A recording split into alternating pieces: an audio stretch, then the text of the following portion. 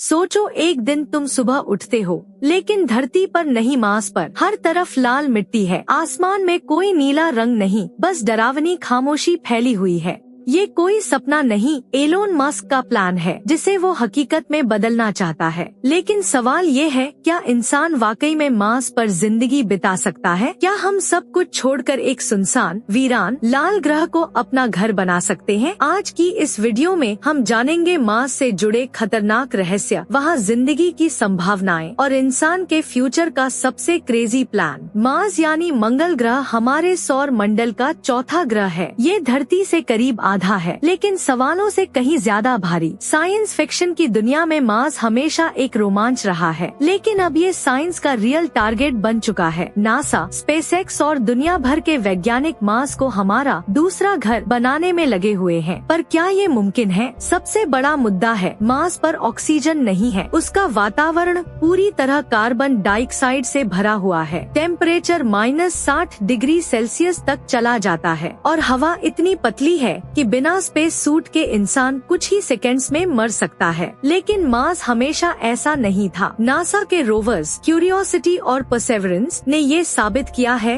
कि कभी मार्स पर पानी था, और जहाँ पानी होता है वहाँ जिंदगी भी हो सकती है। मार्स की जमीन के नीचे पानी की बर्फ और खारे पानी की झीलों के संकेत मिल चुके हैं, लेकिन अभी के लिए वहाँ रहना इंसानों के लिए बेहद खतरनाक है। एलोन मस्क की कंपनी स्पेसएक्स कहती है कि 2050 तक वो मार्स पर एक इंसानी कॉलोनी बसा देंगे। उनका प्लान है स्टारशिप रॉकेट के जरिए हजारों लोगों को मार्स भेजना, पर वहाँ जिंदगी जीना आसान नहीं होगा। ऑक्सीजन के लिए मशीनें लगानी होंगी, जैसे मॉक्सी, जिसे पहले ही टेस्ट किया जा चुका है। पानी के लिए बर्फ को पिघलाना पड़ेगा। खाने के लिए अंडरग्राउंड ग्रीन हाउस में फसलें उगानी होंगी। रेडिएशन से बचने के लिए इंसानों को जमीन के नीचे शेल्टर में रहना होगा। ये सब मुमकिन जरूर है, लेकिन रिस्क बहुत ज्यादा है। मार्स पर रहने का मतलब है हर वक्त स्पेस सूट पहनना, हर दिन रेडिएशन का डर और मार्स के तूफान जो हफ्तों तक चल सकते हैं। मार्स की हवा धीमी जरूर है, लेकिन वहाँ की धूल हर चीज को तबाह कर सकती है। और इन सब से भी बड़ा खतरा है इंसान की मानसिक स्थिति। मार्स की तन्हाई, उसका सन्नाटा और वो अजीब सा माहौल इंसान के मन पर गहरा असर डाल सकता है। ऐसे मिशन में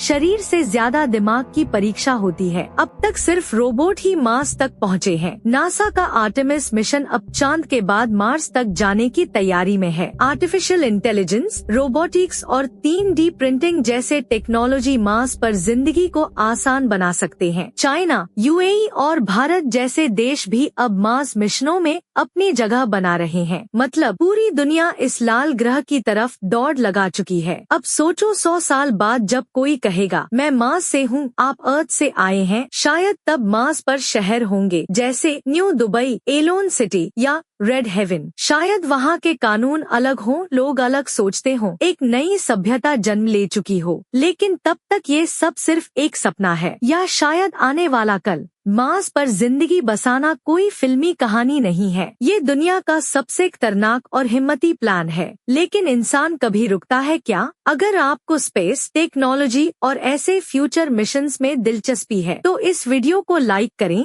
चैनल को सब्सक्राइब करें और कमेंट में बताएं क्या आप मार्स पर रहना चाहेंगे या फिर धरती ही सबसे बेहतर है।